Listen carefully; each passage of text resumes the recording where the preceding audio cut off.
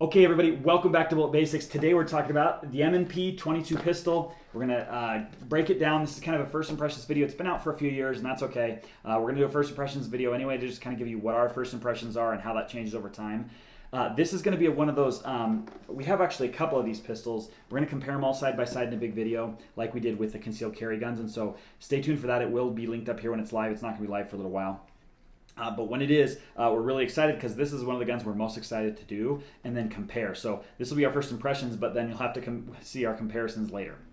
So let's get to the table. We're going to skip Norm. Norm, we're sorry, man. Everybody just like, subscribe, comment down below, and let's get to the table. All right, so we are a little close up here, but as you can see, this is kind of a normal M&P box. It's not any plastic case or anything, so let's get this open and take a look at it. You've got the gun here.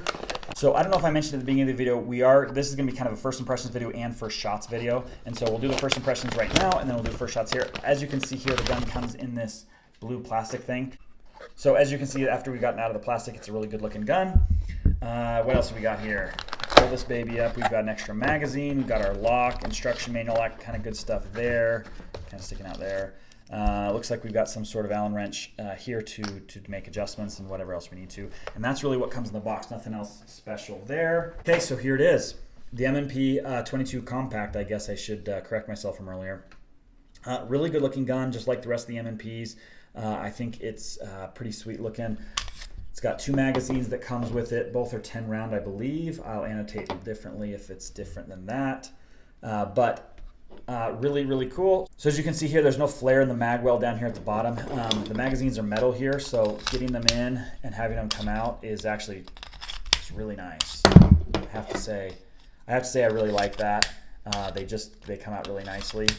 Let's take a look at the magazines really quickly. As you can see, as most of these guns, they have tabs here where you can pull them down, so it makes loading them easier. That's pretty sweet. Gotta love that. Okay, so let's take a look at the grip. We usually work our way from the bottom of the gun up.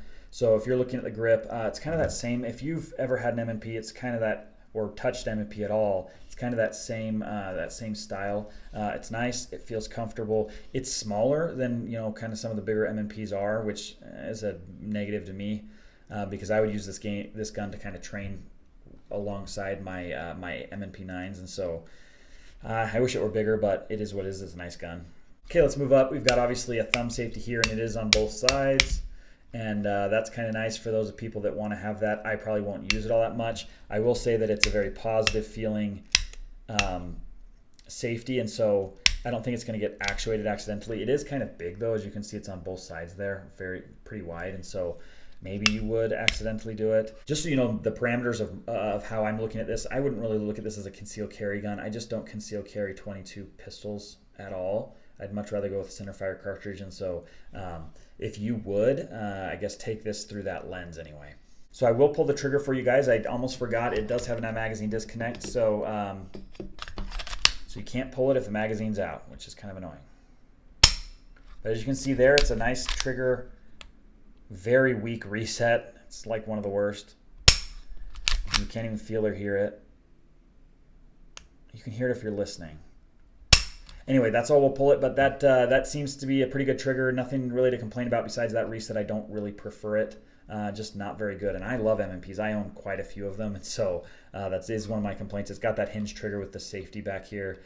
I just don't like the hinge triggers. I wish they'd go a different route, but it is what it is. Okay, we've also got a rail here. You can mount lights, lasers, whatever you want to up here, which is kind of cool. Okay, let's talk about the slide stop here. Slide stop is only on this side, so us lefties are just out of luck, unfortunately.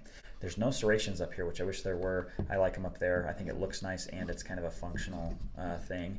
It does have slide serrations back here, and so they're actually not very aggressive, not like the normal M&Ps, which is really interesting. Okay, let's take a look at the sights. You got the kind of that standard 3 white dot sight there, which I like. I actually really like these types of sights. I don't have any complaints about them, and so if you do, then just go something else because you can switch them out. So as I mentioned before, we did take this to the range just one time and shot through it. It ate everything up. We shot several rounds through it, and we're going to do a full review here in the next little while. We will link it up there once it is live. But it did not have any malfunctions whatsoever. This thing just ate everything up that we put through it. It was 100% reliable. Both magazines were great, and so there's nothing to complain about. So far, this is looking like an awesome gun, and man, did I love shooting it. So let's take a look here. Let's disassemble it. The disassembly for this M&P is a little bit different than the other M&Ps and other semi-autos just like this one. And so to disassemble, you're just going to lock the slide back. I actually don't have a magazine in there, as you can see. You're just going to lock the slide back. You're going to rotate clockwise this little lever, just like that. And then instead of having the slide come forward and then pulling the trigger and having it slide all the way off, you actually pull it all the way back and up, and off it comes.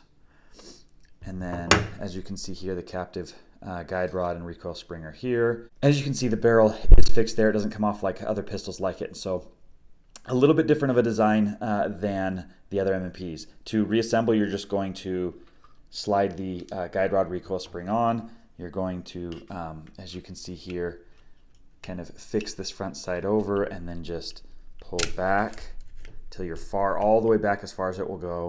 Push down and slide forward. Then you're going to lock this back, rotate the lever back upward, and then now we're live, we're ready to go. And that is it. It's pretty simple still, but it is different than some of the other ones you may be used to, because there's a very standard way to disassemble these kinds of pistols these days, and so this is different than those.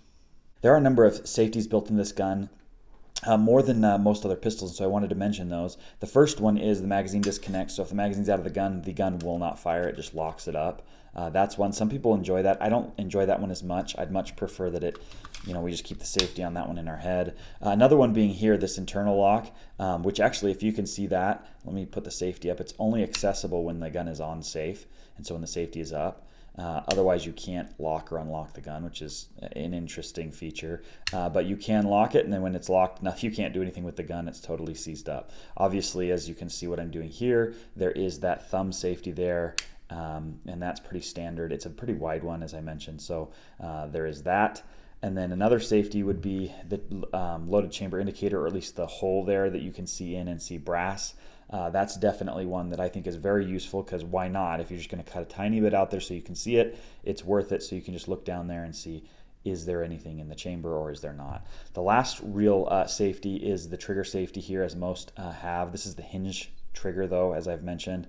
And so as you can see, if you don't pull on the actual hinge part of the trigger, if you just pull kind of on that upper part, to simulate some sort of accidental pull of the trigger, it will not fire because it catches on the frame.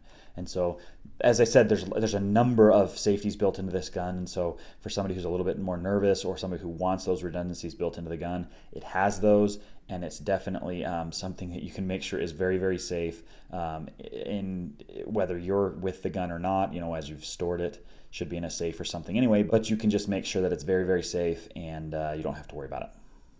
So let's take the gun kind of in an overall scenario, just looking at it from everything together. I think it's going to be a great gun. Everything about it seems comfortable, seems nice to shoot, got everything you want it to have, and nothing really to complain about, although kind of I always say that, so it is what it is. I like guns, but we'll have more to complain about in the review potentially, and so check that out once it is live. Guys, like, subscribe, comment down below if you like these types of videos. Give your feedback. What do you think about the M&P 22 Compact? It's been out for a while. It's been out for years. So many of you have probably have it, have loved it for a long time, or haven't liked it for whatever reason. Leave your experience with it down below, and we will see you in the next video.